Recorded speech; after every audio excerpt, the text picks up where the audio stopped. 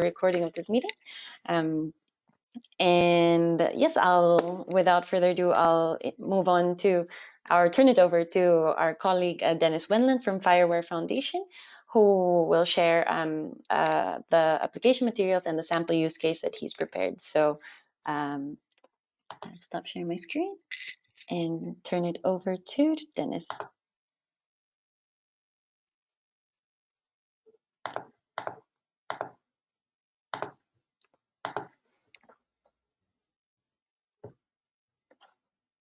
Hi, Dennis, are you there? Yeah. Okay, perfect. Hope you can see something now. Yes, we can see your screen and we can see the PDF. So that's perfect. Great. So what I just wanted to start first with is this online application form. There's also this PDF which you can download. You enter this basic information, etc. What we just wanted to remark on is this section about the excellence, because we are talking now about some use case. You fill in the name of your experiment and some quick tagline and shortly describe your objectives and the challenge. And then there's this upload button where you will upload the template, which I will explain in a few minutes. But just wanted to remark now that's very important about these questions here, that you make sure that you are using an NGSI-LD API for your data exchange, that you defined digital twin classes and are using them, and that you are using the identity and access management framework of i4Trust, and also to specify the readiness level of your use case here in this list, and also to explain this approach. Just wanted to remark that it's important that you fill these fields in. So now coming to the template, which you can also download. And as an example, what we also showed during the trainings, for instance, is the use case about this packet delivery, which we presented, and now we wanted to show how you would fill in this template now based on this use case example. So if you move further in this document, the first section, there's just some description for you how to fill out this form, and especially how to name the file and how to complete the section, some format guidelines, etc. And now on section 2, you're now asked to fill in the names of organizations which are part of your consortium. On the one hand, some DIH.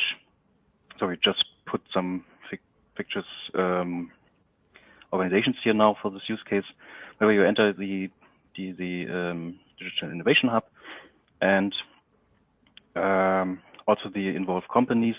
In this case of our use case, for instance, we would have this packet delivery company, these 2 retailer shops from the trainings like Happy Pets and No Cheaper, and there would be probably also some integrator for this packet delivery company.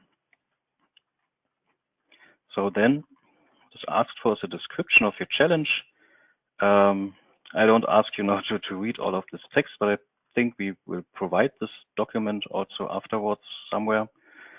But what's supposed to be written here is basically just a description first, maybe more business oriented on what challenge are you addressing here. So for the case of the packet delivery company, acting as a service provider, offering these 2 different services we explained in the trainings. A standard one allowing to view packet delivery orders on the system, and premium one or gold packet delivery offering, also allowing to change certain attributes of these delivery orders, like your planned arrival time or arrival date or something like that. And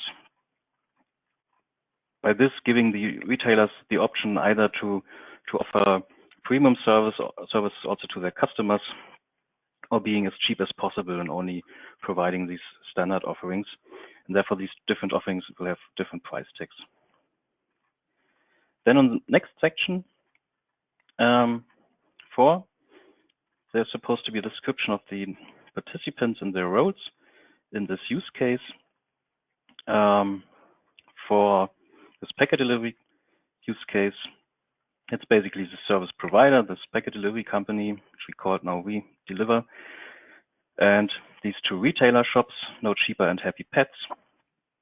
And of course, as part of the whole concept, there will be also, of course, the i4Trust marketplace, where this service provider will offer its service, and also the trust authority.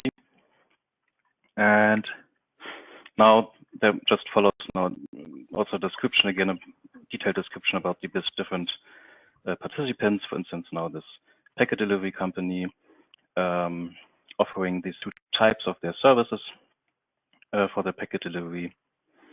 Also a bit of description that this service offering is based on the NGSI LD API, and it has specific entity types stored and accessible via this NGSI LD API, which in our case are these delivery order entities. Can be accessed then in the context broker with certain attributes like the delivery address or these planned date and times of arrival, which could be also changed in this premium service offering. Then there's a description about these 2 retailers. On the one hand, there's Happy Pets, being a company selling pet products, and which will acquire this premium packet delivery offering on the i4Trust marketplace to offer their customers also premium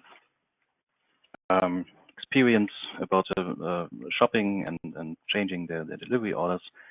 And on the other hand, there's this No Cheaper company offering cheaper products and also having the cheapest possible experience, and also only offering this basic offering to the customers.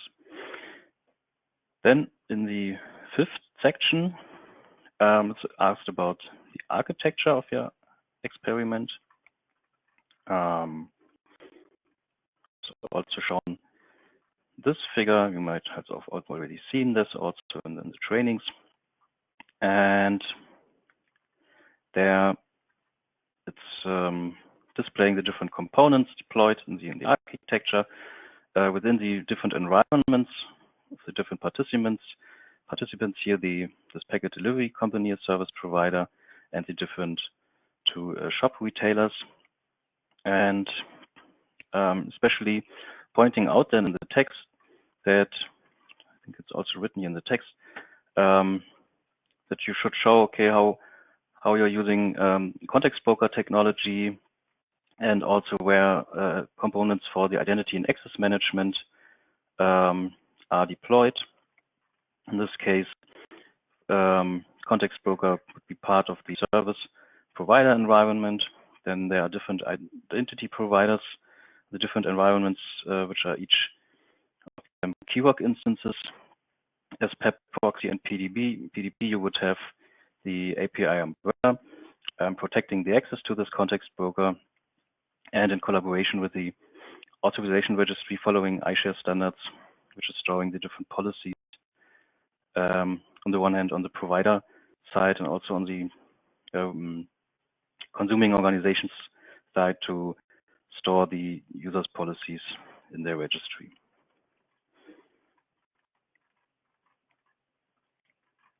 So this basically, that's what's all explained in this text here.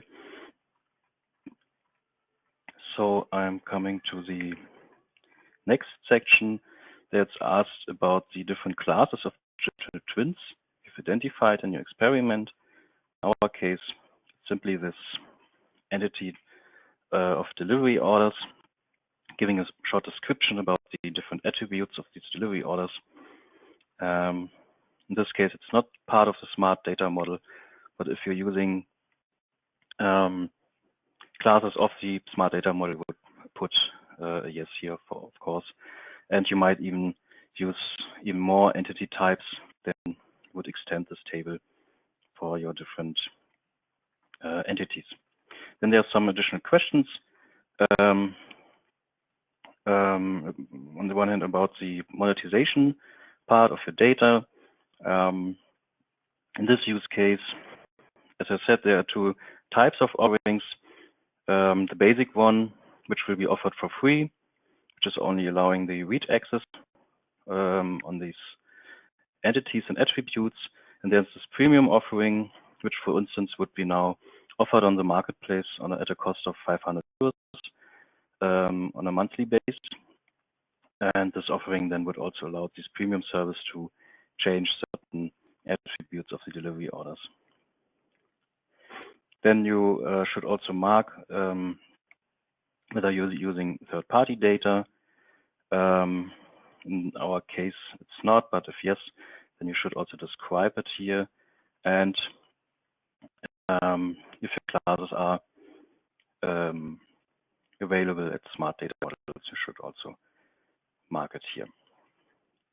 And the section about budget we have left out now, but I think we also come to that later. But the last thing I wanted to show now, because this is now the template filled in for this packet delivery use case, which is basically now based on a, let's say, simple data service provider, but we also wanted to provide an idea of how use case description could look like for an actual AI service provider. So this is not filled into the template now, but just giving you a quick idea how such use case could look like. Directly moving to this architecture maybe. So there are three companies involved. On the one hand, there's a fish farm having their water tanks with the fish, and what they want to know is the water quality of their water tanks. And for that, they are using this monitoring equipment of this water monitoring equipment company, W here, providing basically the necessary IoT devices and providing the measurements of the water quality attributes in their water tanks. And now there's an AI service company providing an AI service which is able to estimate based on these measurements the quality of your water. So which allows you, instead of taking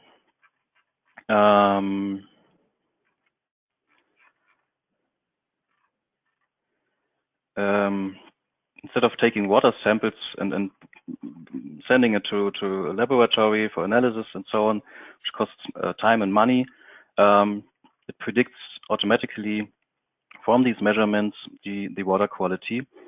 And this is basically done now that when there are new measurements from the water tanks, these are updated on the context broker. So this is data coming from the IoT devices updated to the context broker of this fish farm.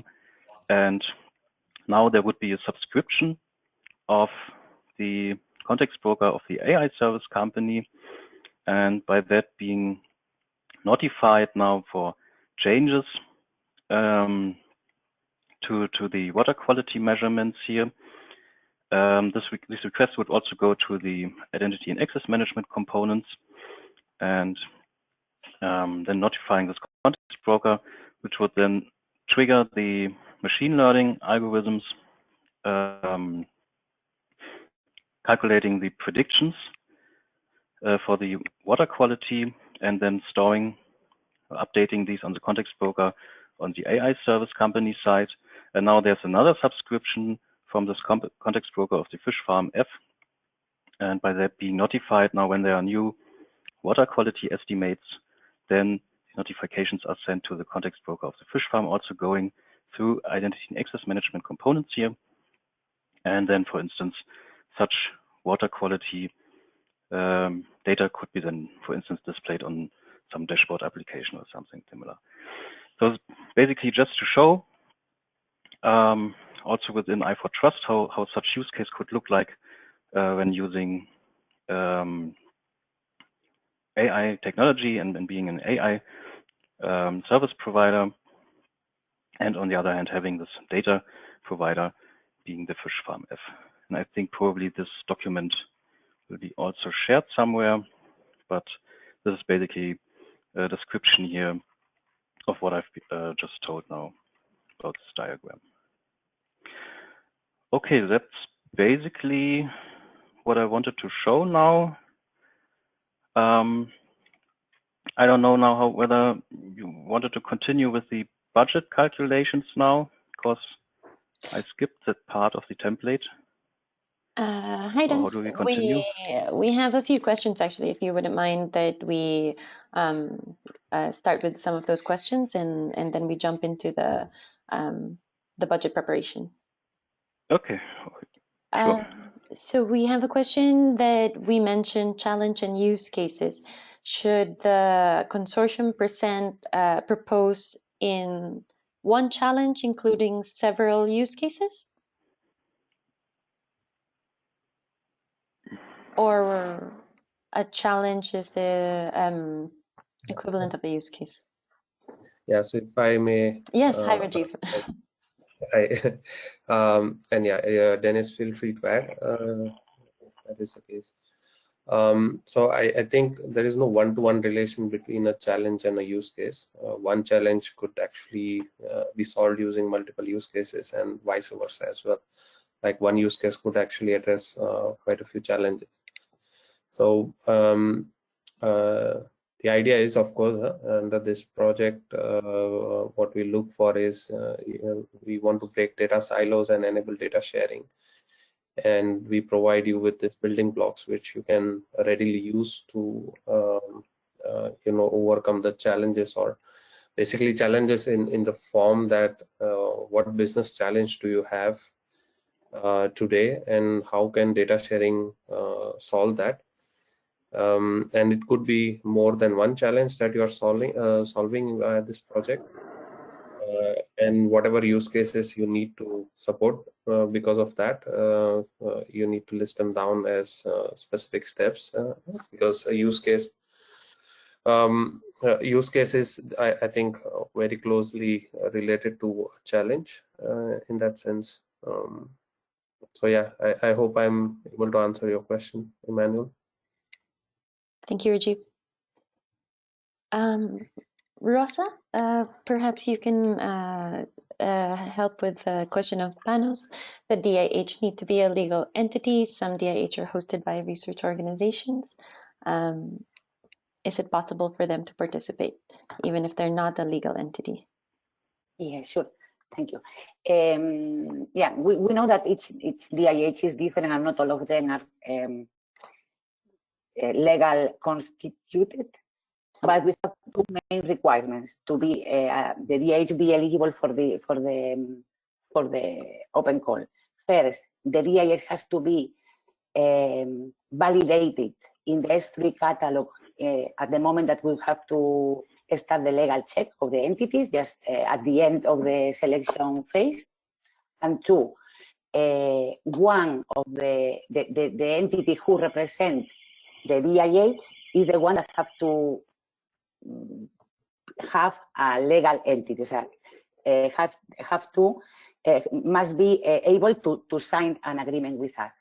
So even the DIH is not a legal entity itself, at least the entity who will sign the agreement with us has to have a legal entity and registered in a European country. So it's two requirements. Be validated in the S3 catalog at the beginning of the legal check, more or less at the end of October, and the entity who represents the DIH has to be able to sign an agreement with us, has to have legal entity. Great. Thank you, Rosa. I hope, Panos, that we were able to answer your question. Rajiv, we have a follow-up question from Emmanuel. Is there any limit, minimum, or maximal regarding challenges and or use cases? I guess the minimum is 1. No, we haven't put any maximum number of challenges that you want to solve.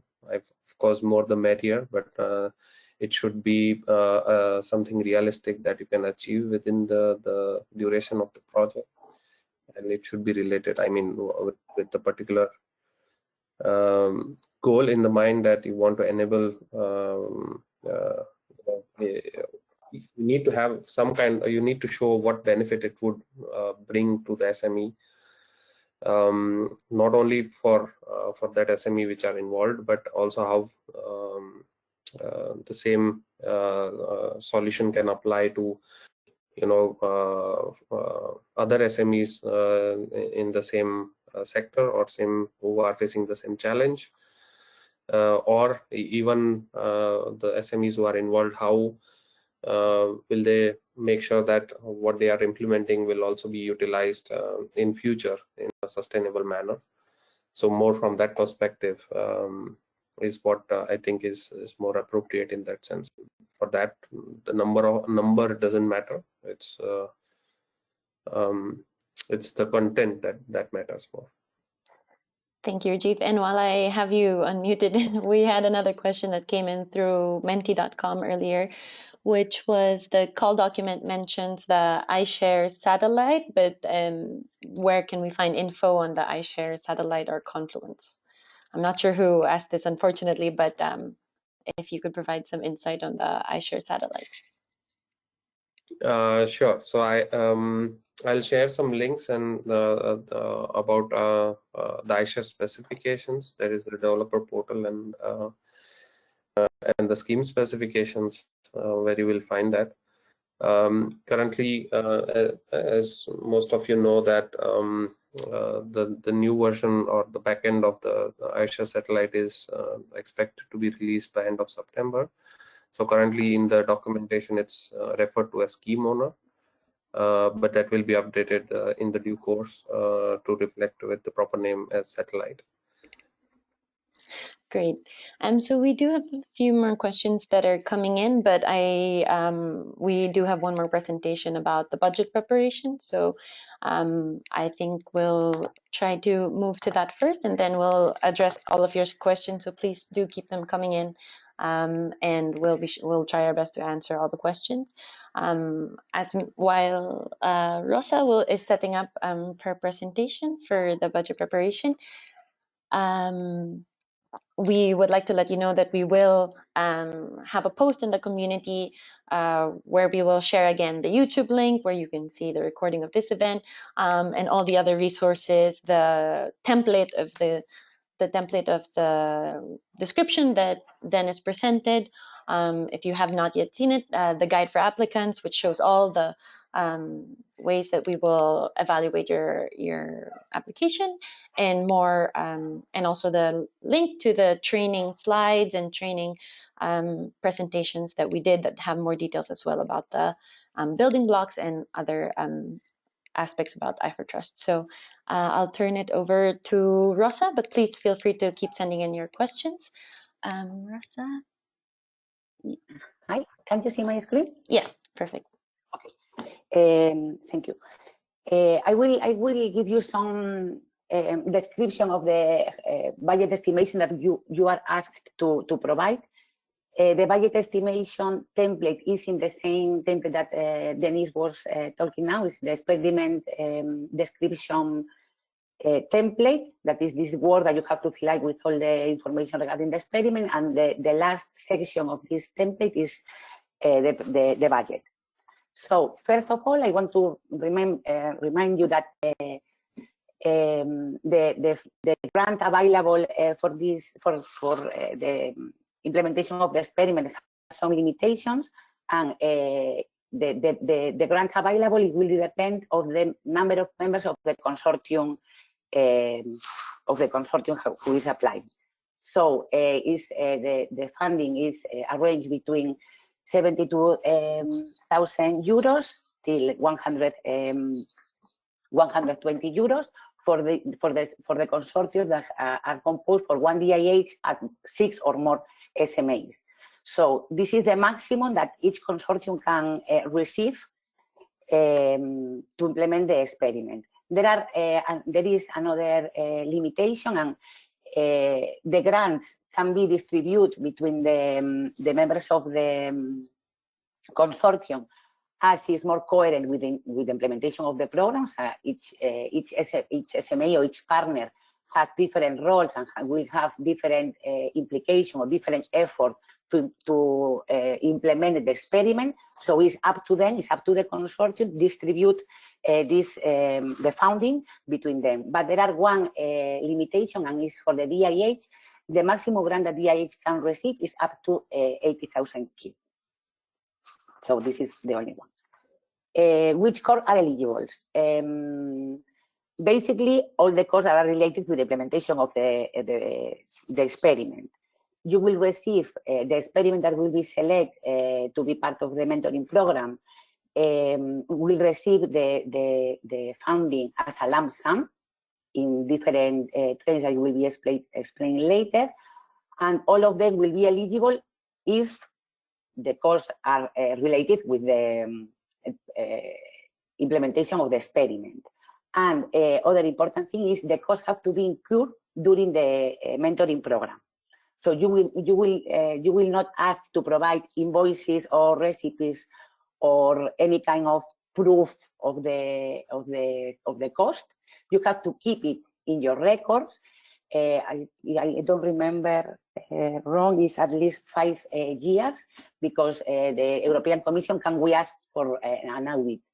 All this information is in the sub-grant agreement.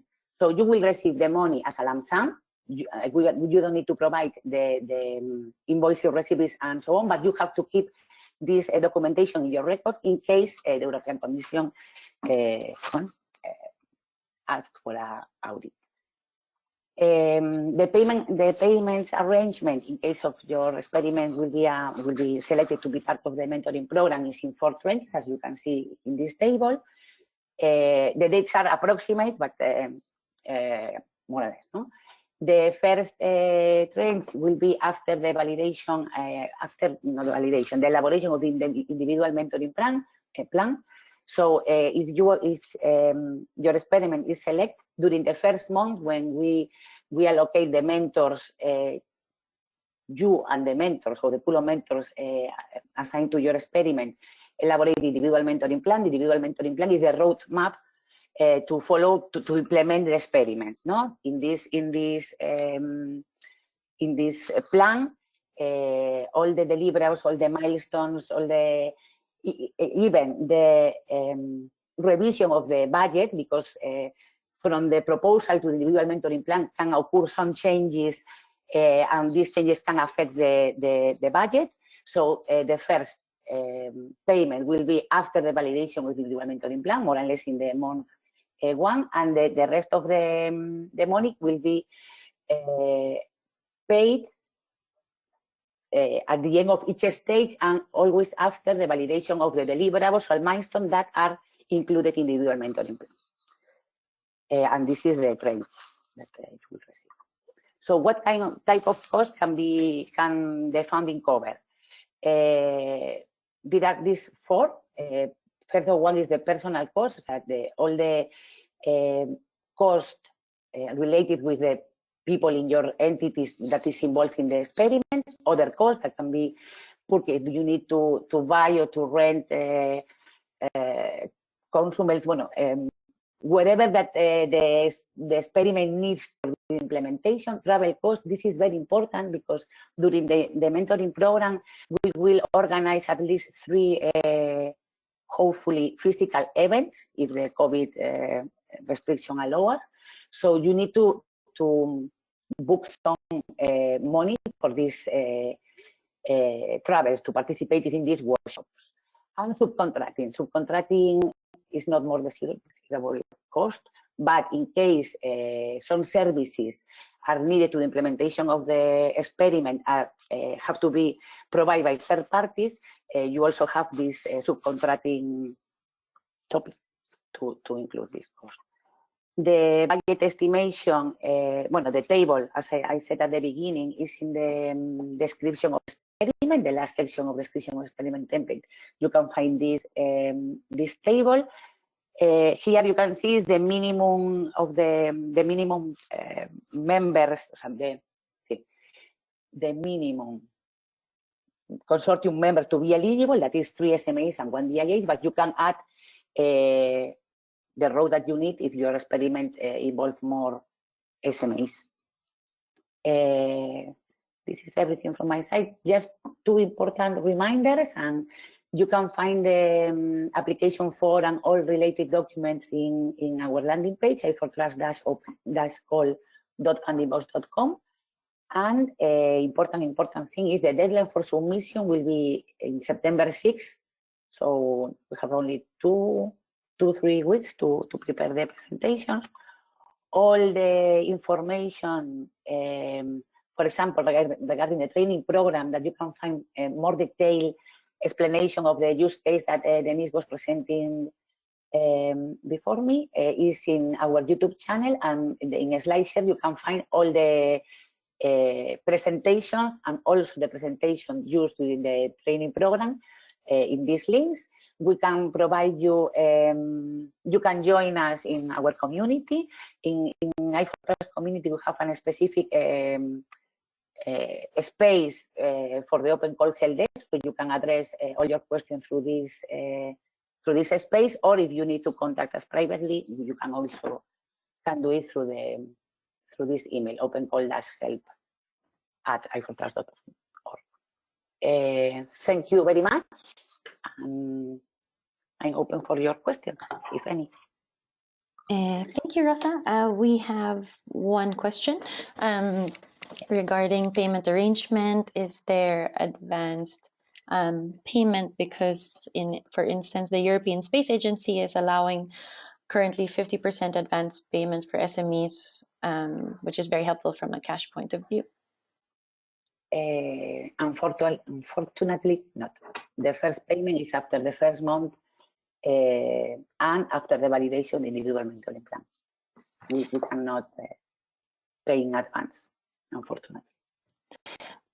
Great. Well, since we already started with some application guidelines and reminders, we can do maybe the last presentation on final reminders and open and answer the rest of the questions. Okay, so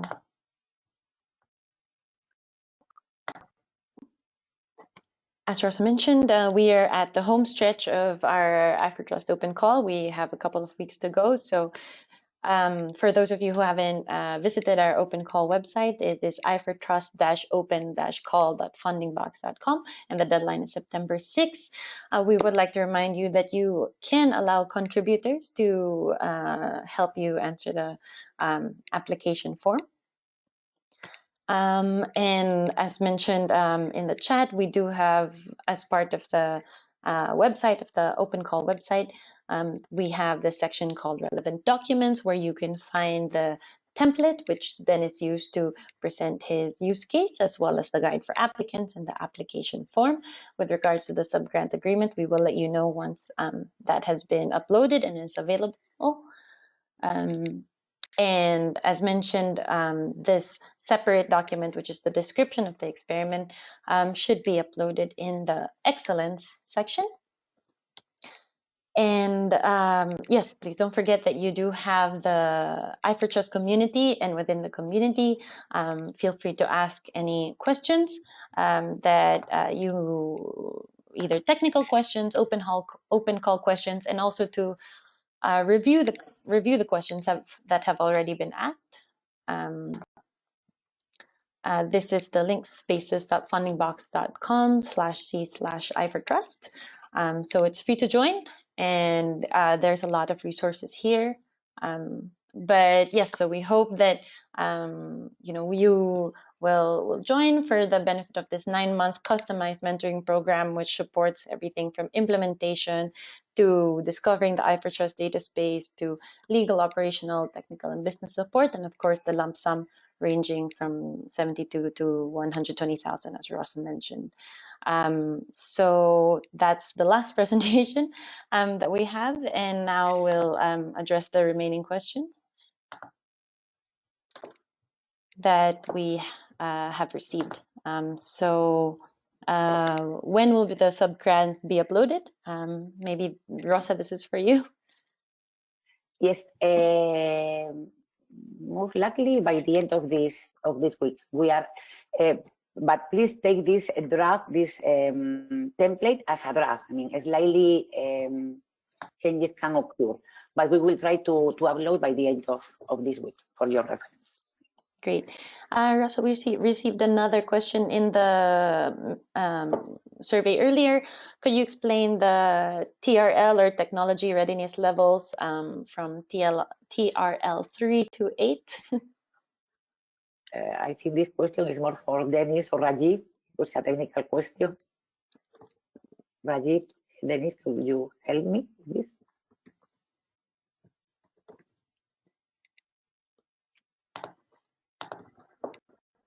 Which question was it? They're explaining the technology readiness levels or what they pertain to. I'll also add a link to the European Commission definition of the TRLs, but not sure. I don't know, Rajiv, are you more familiar with that? May I clarify this question? Romualdus here speaking. I asked about TRL because if we use the tools of Fevari and Eyeshare, the tools, how we speak and about TRL from 3 to TRL 8. I asked in this way. Okay, yeah. So what we do provide is the building blocks which you can use. So our building blocks are quite generic in nature, and they can fit in different kind of use cases. So a couple of examples you already saw that what Dennis presented in the packet delivery. It's a different set of use case, or it's a different kind of use case in different sector. Against the AI use case, which is on the water management or water quality management, where it is also a bit different sector and use case, but the same building blocks can be applied there, which means that what we provide is the foundation for you, and then what, as per the definition of Europe, the TRL level 3 is basically you have already conceptualized your use case, and that is why you see in our application form as well that in the template we already ask you for certain additional details like architecture and the classification of the digital twins and those things, because this program is not specifically for starting up a new project, but at least you already know the challenge and you know at least a little bit about your use case which you want to address, and there are these building blocks that we provide, and based on that you can quickly jump from TRL 3 to TRL 8. That is our expectation in this project. And what happens if we will not reach TRL 8? For instance. Yeah, but that should be clear in the individual mentoring program, right? Because that's the first month is where together with the expert mentors that we will allocate for each of the selected experiment. There will be round of discussions on detailing out, okay, how your use case and your architecture, are you on the right track, and how do we make sure that you can reach to that level, so that your implementation plan is more realistic in that sense. Thank you. It's clear. Thank you, Rajiv, and thank you, Romualdez, for the question. We have a question about contacting the DIHs. So some people do not have DIH in their network or have not received a reply from the digital innovation hubs. We'd like to ask maybe if you could send us an email or send us a message in the open call help desk of who the DIH you're trying to reach out, and we can try to facilitate that connection for you. If you're looking for a specific DIH in an industry, please let us know through email or through the open call help desk, and we'll try to connect you with those in our network. We have a question. As a DIH, we applied for the training program in May. While the training was ongoing, we didn't receive answers on future involvement of DIH. Is there any chance that you could review the DIH applications to give more information about possible involvement? Rosa, would you be able to? Oh, Rosa, you there. Yeah, the question is, they apply to join the trainer program when the first training program was running, right? And they want to join or they want to participate in this training program. Is the question? Perhaps Andre, if you're still with us, could you elaborate? Yes, that would be the question. Actually, we applied since the application was open to DIHs to join the program, but we still didn't receive any answer regarding our application. So I was wondering if we can be involved in the future. Maybe Rajiv can complete my answer, but all the training materials were recorded and are available in our YouTube channel. So if you want to use it, you are more than welcome to self-train yourself. And I know that Fireware is planning other examinations dates, so maybe you can self-train yourself and then apply for the examination. But maybe Dennis and Rajiv will please complete my answer. No, thanks, Rosa. That so for DIHs who were a bit late, specifically when our program was already initiated, then this is the option that we have right now. That if you the trainings are available as recording. The links are shared on the YouTube, and the slides which we used are also available. So you can do the self-training. Of course, join the community to ask any questions that you may have, and then we can directly answer them. And as Rosa mentioned, there will we are on. Well, it's not a predefined schedule for conducting the exams, but as we understand more people are ready for examination, we make sure that we arrange an examination to make sure that you can be certified as Fiverr expert and left. But having said that, yes, the recordings are available, and keep an eye on our channels when our next training program will be.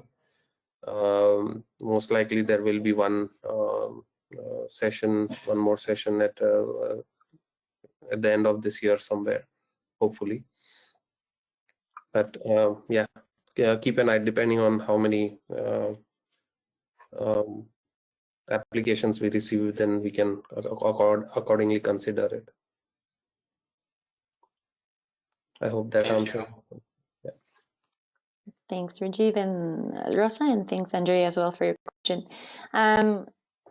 We have a question in the other survey. Is it possible to take on board our i4Trust proposal NPO? I'm not sure if that means nonprofit organization, but if whoever sent in the question could elaborate, if you're still here with us.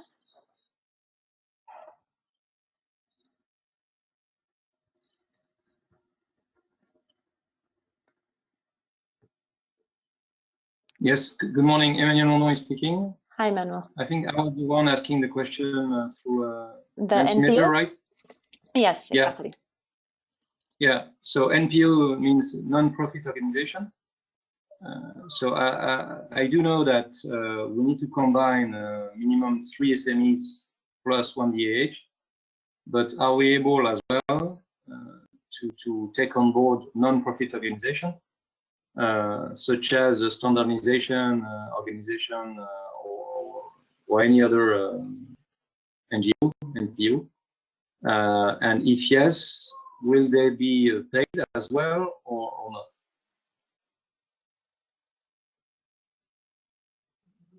Hi, Manuel. I think the question is for me. Yes, you can involve more entities that are eligible. I think the minimum, as you said, is 3 SMEs and 1 DIH. But if the implementation of the experiment needs other type of organizations, NGOs or corporates, are more than welcome, and you can involve in the program. The only thing is they cannot receive funding. Only the DIH and the SMEs are eligible to be funded. But you can involve all entities as the experiments required as needed. Yes, you can involve all of it. Okay, so we could, but they will not be paid. Yes. Okay, Because, super. Thanks. Sorry? Thanks a lot, Robert.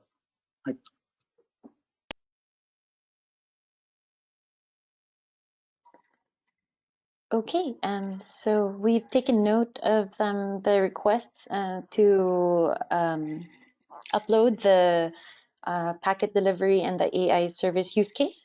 So please just stay tuned in the community for the recording of this webinar and updates on the materials that will be made available. We have a question from Vincent. As DIH, we're continuously receiving interest for i4Trust from SMEs, but it's a bit late to support or build up valuable applications for this first open call. A second i4Trust open call is already planned. Rosa? Yes. We will launch the second open call next year, more or less at the same dates that these ones are May, June 2022. So yes, we are planning to run a second open call.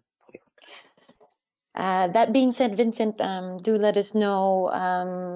Maybe you could reach out to us about the SMEs that are looking for consortium partners, because possibly we could still kind of help them be of support or take note of their interest for either for now or for future references. So great. Do we have any other questions? I think we've addressed all the questions in the chat. We've addressed all the other questions as well in Mentimeter. So we have a couple of minutes for any other questions.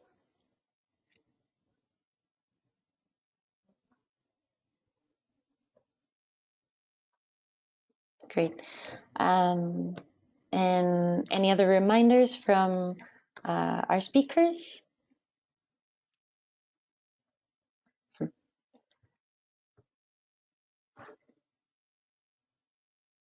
Okay, perfect. Well, I think in that case, we'll give you back your 8 minutes of of the day. We hope that you've all found value in this session and have been able to clarify any doubts. We do look forward to receiving your applications and to working with you on implementing these data sharing experiments. Please feel free to reach out to us as many times as possible as needed over email in our help desk. Please join the community. We are available for any questions, and all the best to everyone who's preparing applications. Many thanks, everyone. Thank you, Margarita. Thank you, everyone. Bye. Everyone, nice day. Thank you. Bye. Thank you. Thank you. Goodbye.